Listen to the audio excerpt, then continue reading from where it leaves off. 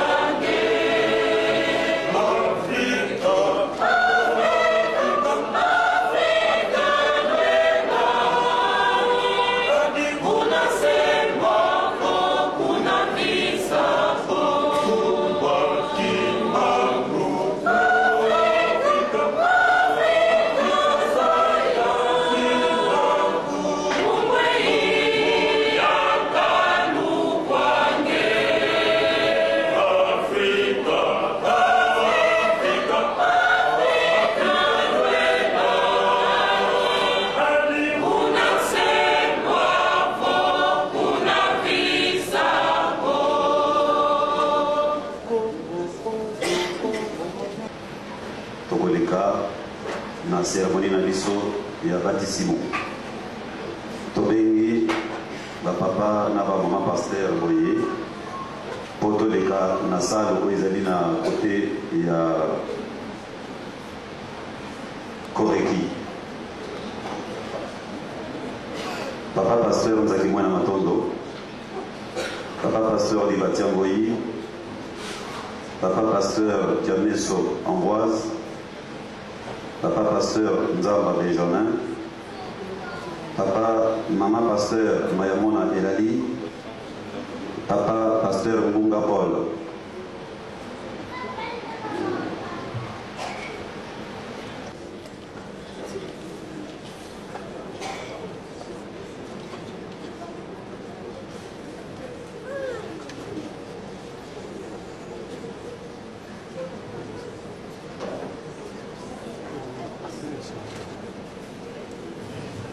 Tuseme jambo moko na sepeka.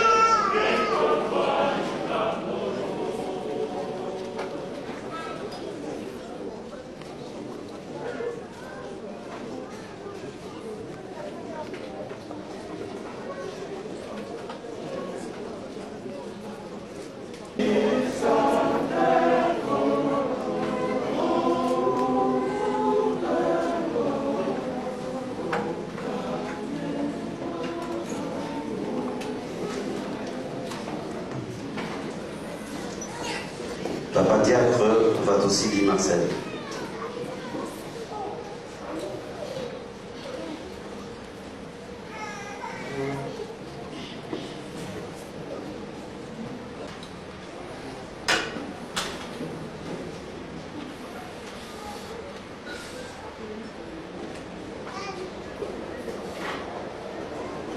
Magiste toyebi na coutume na biso na mokola lelo kosala nini kosalema na ngonga oyo tozali na bandeko ebele peut-être po baye koassiste à un baptême kimangiste. Baptême kimangiste ndenge tokomona yango ezali baptême esalemaka na molimo mosantu tosalaka yango par immersion te tosalaka yango par une simple imposition de main. Molimo mosantu ye moko na ngoya na ye nde ayambaka mpe abelisaka bana na ye. Tozali na 3 catégories ya bato tokorecevoir.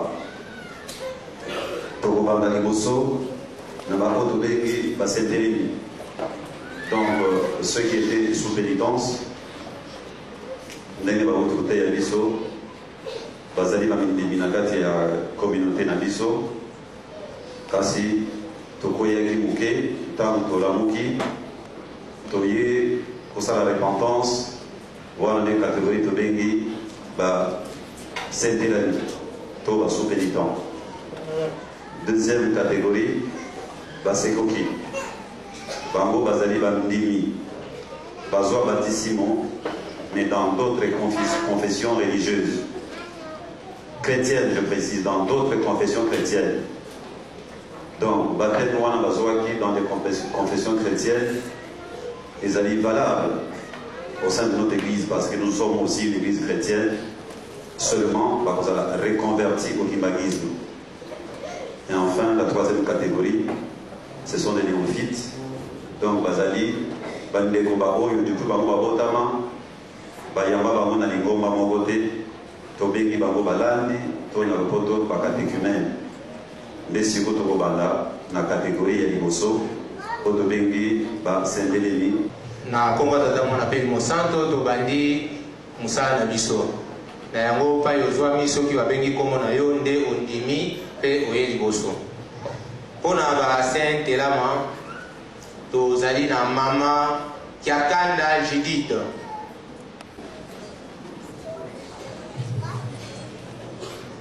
Na basainte elama tozali kaka na ye moko mama Kiakanda Judith.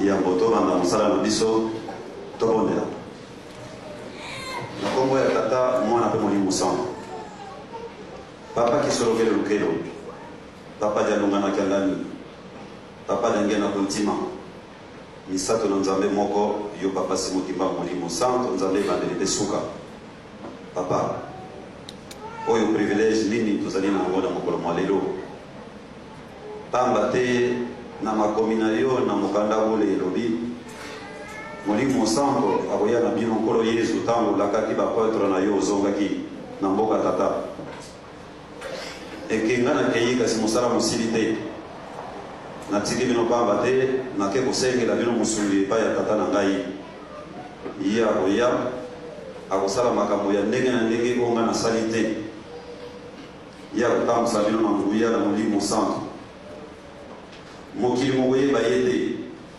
kasi bino bokoyeba ye bino yango oyo papa okolo yesu alobelaki ezali nde biso tovandi pamba te mokili ezali monene ezali peuple na bato ya ndenge na ndenge bato ya bwania ya mbongo ya mayele ya makambo ya ndenge na ndenge ya minene yo tata nzambe okamata likambo na yo ya motuya ya dola obombi yango na kategori ya bato ya bwania oboni biso bato pamba bana mite ntango mosusu na kobosani tozoyeba kuto likambo yango te tozokosakana na yango lokola football nzoka nde likambo ya monene ya mokili ya tata nzambe secret celeste oyo nzambe obombi na bato ya bwania olakisi yango na bato ya pamba oyo tozali awa po toyebake papa molimo mosantu na santa simoni kimbango wana nde kombo ozwaki na mabele et que yo zali molimo santo yo molimo santo nde yo nzambe papa biso toyebi yango mokili yebi te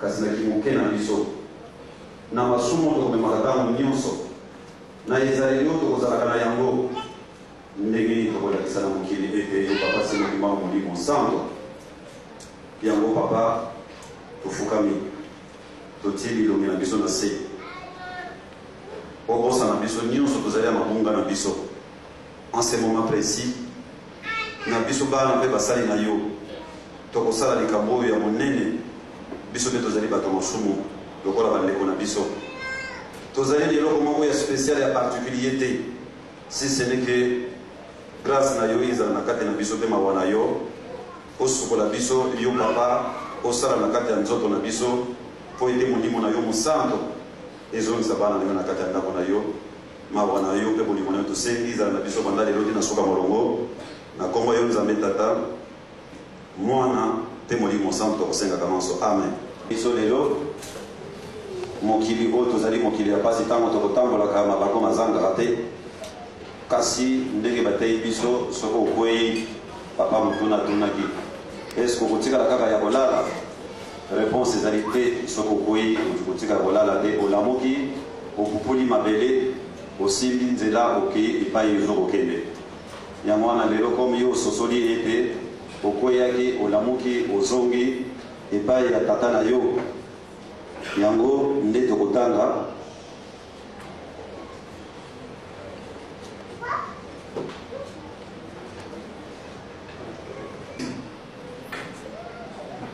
ntango mwana oyo asalaki mbeba alongwaki na ndako ya tata na ye na mama na ye akendaki kosala foli mpasi eyelaki ye kasi ntango azongaki epai ya tata na ye asundolaki ye ayambaki ye lelo toza na liboso na mama donc tolobi la fille lui dit père j'ai péché contre le ciel et envers toi je ne suis plus digne d'être appelé ton fils ta fille mais le père dit à ses serviteurs apportez vite la plus belle robe et mettez-lui une bague au doigt et des sandales pour ses pieds. Amenez-le vos gras et tuez-le. Mangeons et réjouissons-nous, car ma fille que voici était morte et elle est revenue à la vie. Elle était perdue et elle est retrouvée. Et ils commencèrent à se réjouir. Tout ça même. Tata nzambe kolo yesu papa molimo santo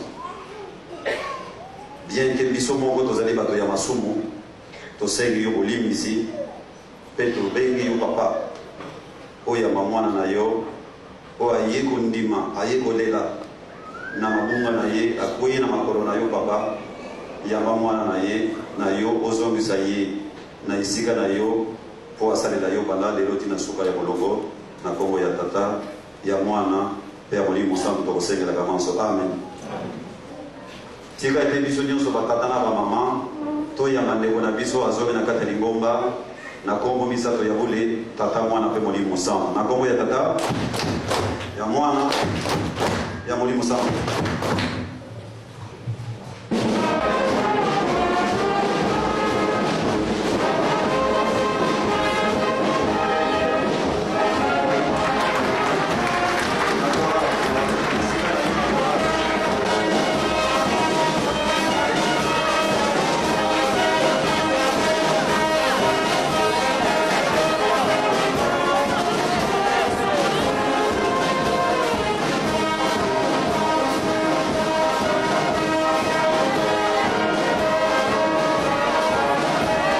siko toleki na deuxième catégorie toleki na basekoki les reconvertis toleki na basekoki nde kuna tobengi maman Mangituka Emily papa Manzumu Godefroid akokoleka liboso nde bazali mibale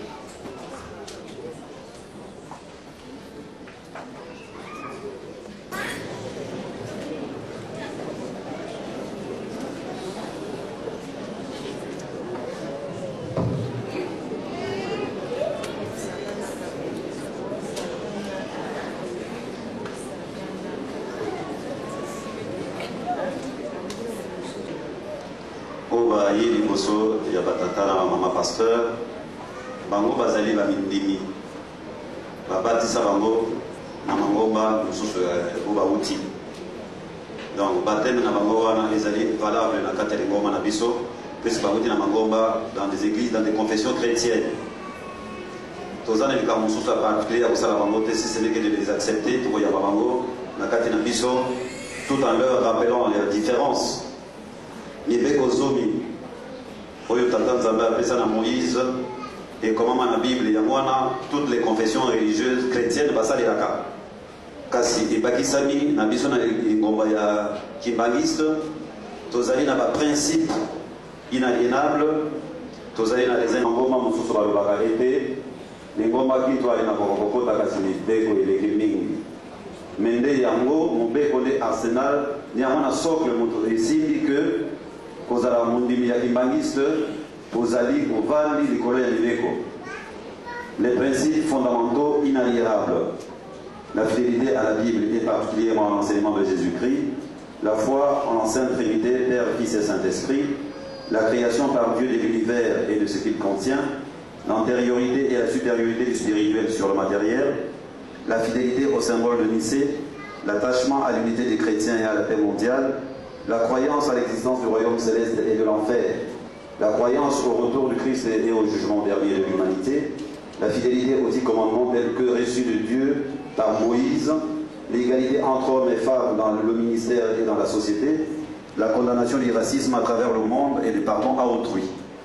Les interdits kimbangistes inaliénables, ne jamais être bigame ou polygame, ne jamais danser, fumer et se droguer, s'abstenir de consommer toutes boissons alcoolisées, ne jamais consommer la viande de porc et des chimpanzés, ne jamais se laver ni dormir nu, ne jamais prendre des talismans et de la magie, s'abstenir de la sorcellerie et de la divination, ne jamais consulter de féticheurs, devins ou astrologues, ne jamais adhérer à la franc-maçonnerie, à la rose-croix ou à des organisations occultes ou spirituelles païens, ne jamais porter les deuils à l'exception de ceux décrétés par les pouvoirs publics, s'abstenir de toutes activités lucratives le dimanche, s'abstenir du recours à la violence dans les règlements de litige.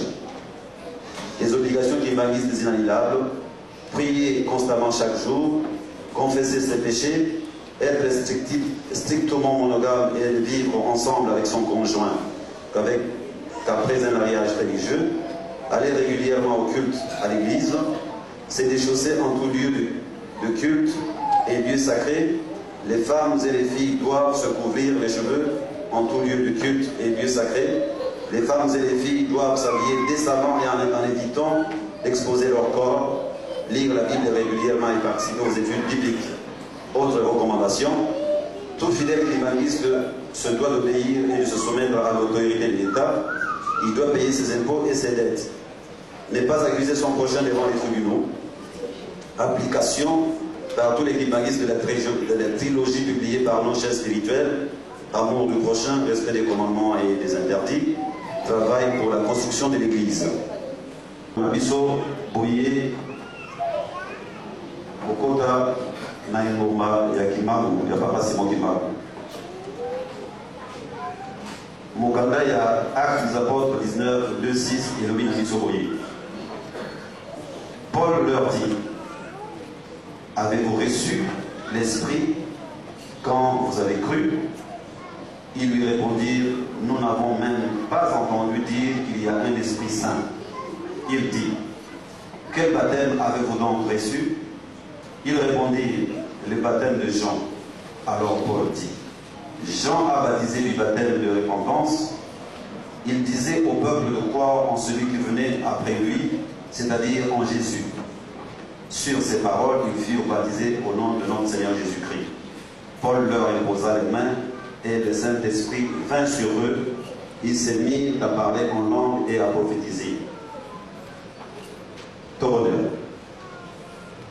Nakombo ya tata mwana pe molimo sango. Papa, bato nyonso bazali na kati ya mokili yo motokela bango. Na mokolo mwa lelo ngonga ebeti na mitema na bapapa na bamama oyo baye liboso lokola basosoli ye mpe banda lelo balandi yo papa Simon Kimamu. Nzambe na biso tika ete yo ozala na bango pamba te nzela oyo bango bakoti ezali nzela ya pasi ndenge yo papa ozalaki koloba na biso mikolo nyonso tu salisa bango esalisa biso nyonso toyika piko ndenge orapele biso na mateya lelo po tobunda litumba na sala na pamba te kozala mondimi mwana mosala ya papa Simon Kimbangu ezali facile te salisa biso nyonso papa po ete tolanda mpe tosalela yayo ya solo yamba bana na yo na kati ya lingoma na yo ndenge ezali kolinga bino misato tata mwana mpe molimo santo kosenga bango amen na bandeko na biso bango bauti na mangomba mosusu kasi kobanda lelo bango na biso tokomi nzela moko tokomi bana ya papa Simon Kimbangu yango wana biso bana ya ndako toyamba bandeko na biso baye na kati na biso na kombo misato ya koli tata mwana mpe molimo santo na kombo ya tata ya mwana ya molimo santo.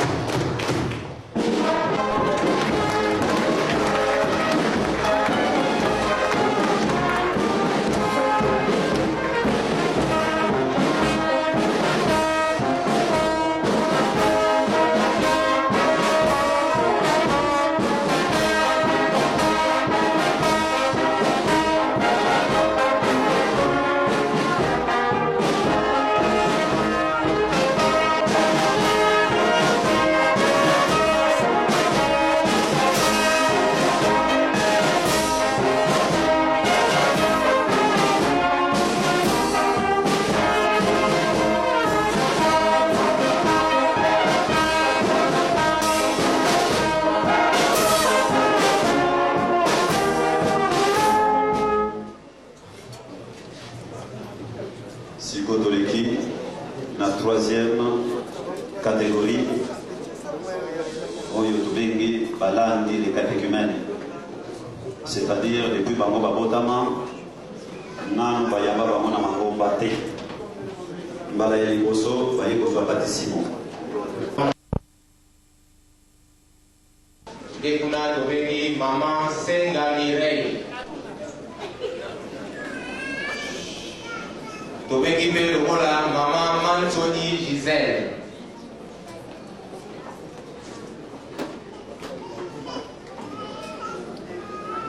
lisusu tobengi mama Paimulu Charline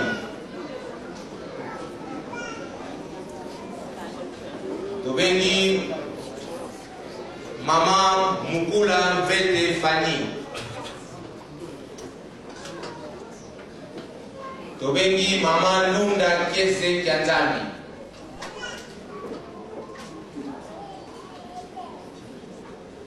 tobengi mama Kalukemi Epifani tobengi mama Bobingi Aurélie tobengi mama Mianfwana Angélique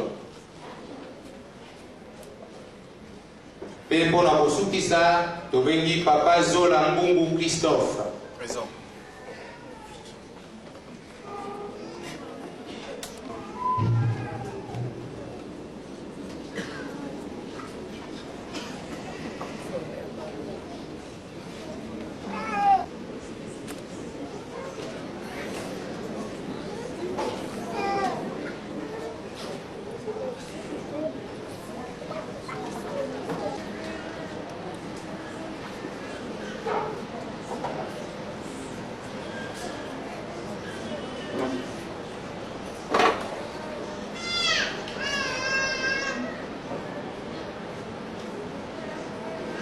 Iboso ne bango bato bakokula ne bango bazokula sikoyo bazokozwa patissimo, c'est ça le baptême à proprement parler. Tokondela tata nzambe nkolo yesu papa molimo santo na ntango oyo nzambe na ngai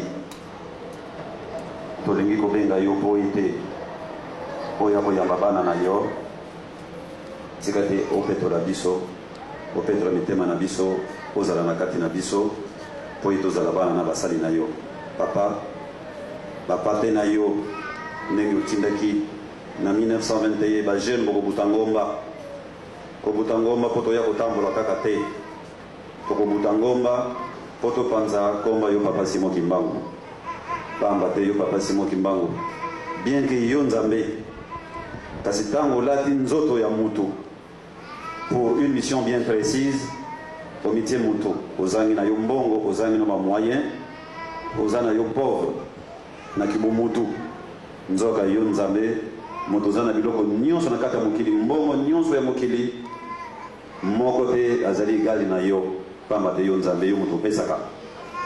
Kasi bongo selaki yango ndima na kibunzoto, po bana babuta ngomba, biso tokanisa ki tokeno kobuta ngomba, mombangu ou bien wenzori. Nzoka tokobuta avion po tokenda na toya na mikili mosika po ete tokomisa bapaka wana mindimi po ete oloba na mikili oyo tozali ete papa Simon Kimbangu molimo santo yango wana lelo papa bana na yo oyo baye liboso na yo po bakoma bana mpe basali ya yo papa Simon Kimbangu papa yamba bango na kati na maboko na yo okotisa bango na nkembo na yo basalela yo mosala bakobanda sikoyo ezali ya pasi papa salisa bango bakoti lelo na biso tokota kala oyo tozala badire bana ya papa Simon Kimbangu na kongo ya tata mwana molimo santo amen. Période de votre encadrement et les derniers conseils qui vous seront donnés par les supérieurs de la hiérarchie ecclésiale.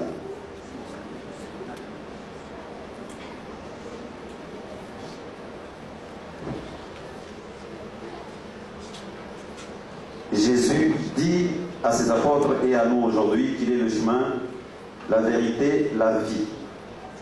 Nul ne vient au Père que par lui.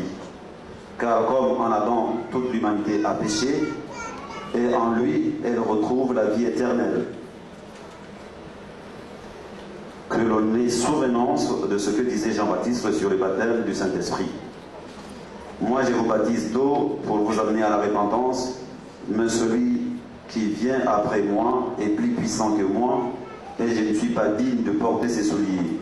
Lui, il vous baptisera du Saint-Esprit et de feu. L'Église de Jésus-Christ vous soumet au baptême conformément à un commandement qu'elle a reçu du Messie. Allez, faites de toutes les nations des disciples en les baptisant au nom du Père, du Fils et du Saint-Esprit, et enseignez-leur à observer tout ce que je vous ai prescrit. Quiconque croit en Jésus, en Christ, est baptisé et met en pratique ses commandements, a les saluts. Celui qui ne croit point en lui se prive de salut. Répentez-vous et que chacun de vous soit baptisé au nom de Jésus-Christ pour le pardon de ses péchés. Et vous recevrez les dons du Saint-Esprit.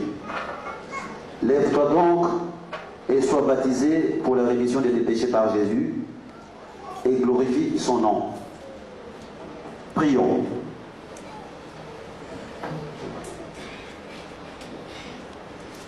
Éternel, mon âme est remplie de crainte et d'angoisse au moment où tu m'utilises pour baptiser les semblables. Car bien que je sois ton serviteur, je suis moi aussi pécheur, et je me sens indigne de procéder au Saint-Sacrement du baptême. Je me soumets toutefois à ton ordre qui exige que l'on fasse de toutes les nations tes disciples. Je te prie, Seigneur, de faire descendre ton Saint-Esprit sur mes amis qui reçoivent le baptême afin que leurs péchés soient pardonnés. Fortifie-les pour qu'ils soient à même de vaincre l'ennemi et qu'ils parviennent à mettre en pratique tes commandements à tous instants et qu'ils ne succombent point aux sollicitations de Satan. Père, du Fils et du Saint-Esprit. Amen. Amis, pour le salut de ton âme en Jésus-Christ, je te reçois dans son assemblée au nom du Père, du Fils et du Saint-Esprit.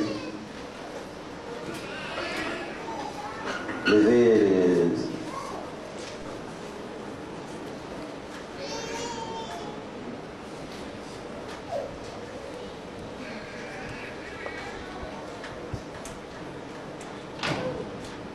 Faki.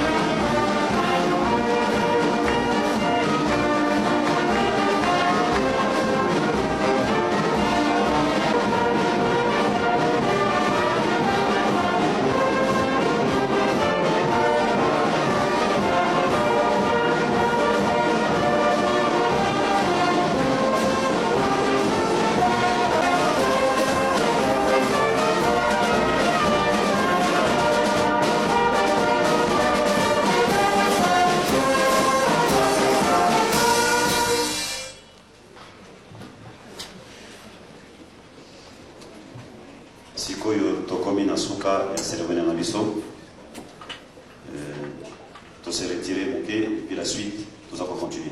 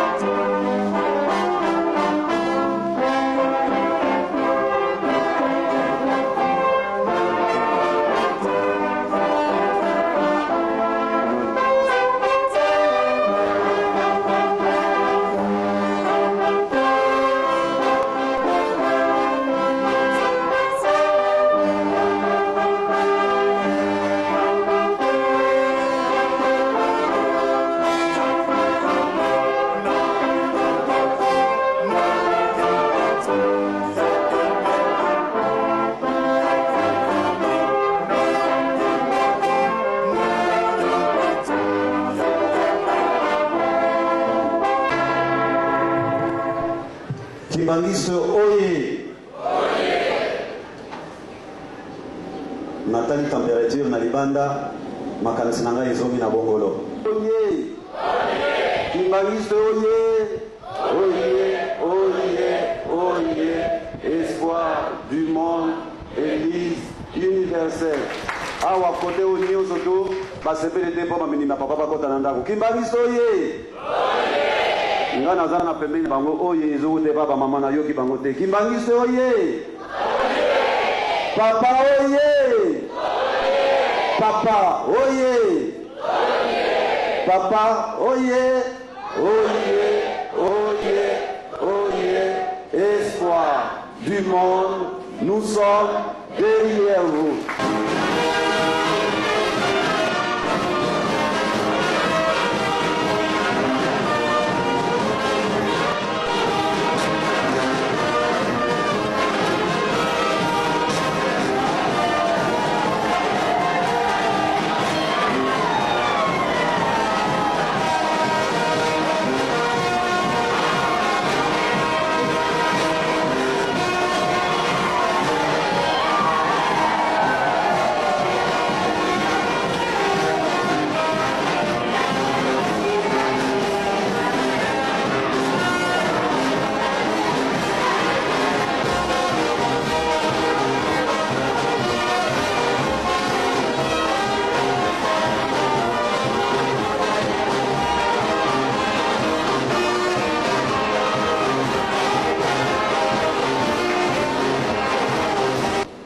Pasteur, Papa Sian, s'il vous plaît.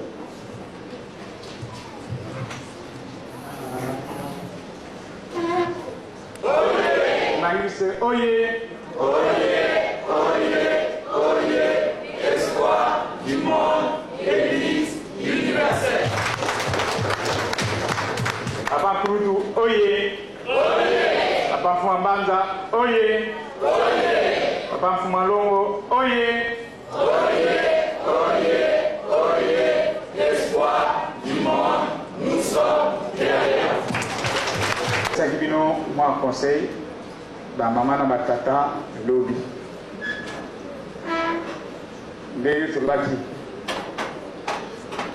moto soki akoyi avandaka na kotokoto te atelemaka. Boponi nzela ya Papa Simon Kimbangu, c'est les chemins les plus épineux. Bato mingi basepelaka kolata uniforme kolata. Bato mingi basepelaka koyoka miziki koyoka. Bato mingi basepelaka kodefile na miziki oyo todefilaka nango. Kasi babangaka mingi mpo ngomba yango etoni na mibeko. Ezali pourtant pilier base ya église ya Papa Simon Kimbangu. Lokola toponi nzela yango tata na ba mama topika.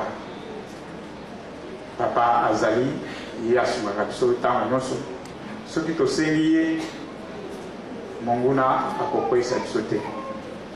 Susu soki biso tokei Kinshasa tozongi bamosusu balobaka ayeli biso lisusu mosala nini.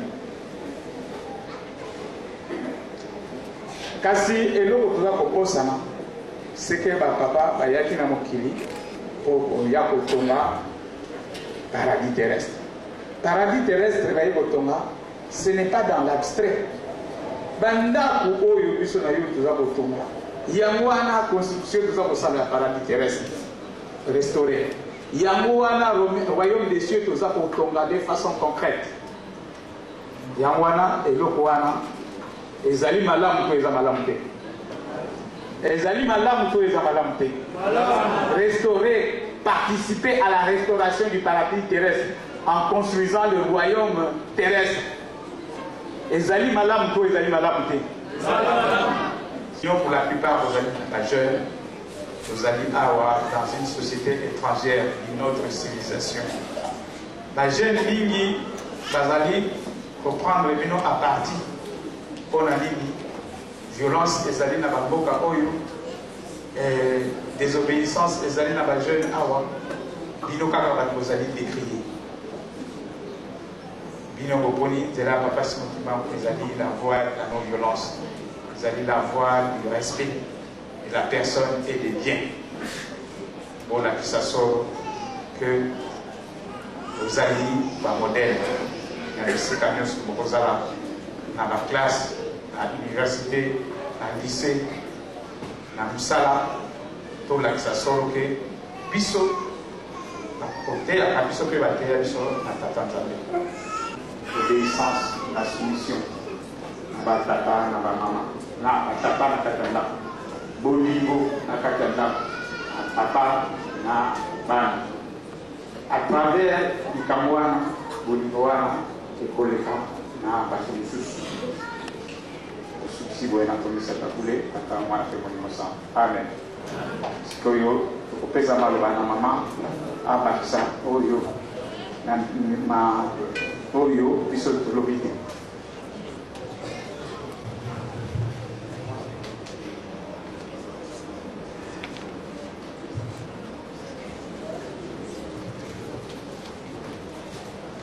Kimbangiso ye. Kimbangiso ye. Kimbangiso oye. Oye, espoir du monde, Église universelle. Nakomba tata mwana pe molimo santo maloba ezali mingi te. Me nabandi cérémonie oyo toyebi yango ntango ezalaki kosepase na bongolo. Papa azalaki mesengo makasi. Pamba te ndako ekokotaka bapaya te ekozalaka ndako malamu te. Me biso na mosala oyo ya pasi tozali na yango wana lelo vraiment ezali journée moko ya esengo. Pamba te na mboka ntango ezalaki kosalema to ntango ekosalemaka vraiment esengo ekozalaka makasi. Tomoni bandeko na biso ndenge bauti koyebisa biso baye awa bazali 3 catégories. Saint-Elam ndenge toyebeli yango papa Mbanza azali toujours koloba soki okwei telema ndenge touti koyoka ezali na biso esengo mingi ya komona ndeko na biso azwi courage wana ekozalaka mpe likambo ya soni te po biso nyonso esika tokozalaka topeshaka quelle que soit la forme yango wana ekozalaka soki okwei telema mpo okoki toujours kovanda na potopoto te nzambe ndenge batelaki biso azali nzambe ya mawa bamosusu bauti na confession mosusu baye korejoindre biso ezali esengo to esengo te tomoni mpe bana na biso ya skut kuna bakomi bakimbaniste. À vous qui devenez chrétiens pour la première fois, sachez que l'église kimbaniste est votre maison, vous êtes chez vous. Ce qui nous diffère des autres, c'est la rigueur. Nous avons l'application des commandements et nous avons les principes inaliénables qui vous a été cité tout à l'heure par le pasteur. Persévérez. Je crois que vous avez été bien encadré. C'est une voie qui est très difficile et trop étroite à suivre. Mais si vous l'avez choisie, parce que vous avez voulu suivre vos parents, que je connais très bien. Papa disait à une cérémonie comme celle-ci que si vous mourrez aujourd'hui, vous allez droit au ciel. Et je sais que c'est la vérité.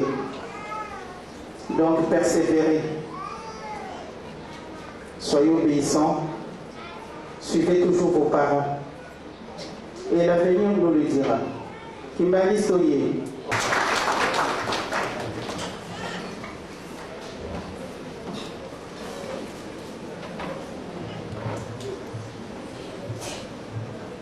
Au nom du Père, du Fils et du Saint-Esprit, vous pouvez vous lever pour maintenant rentrer à votre place.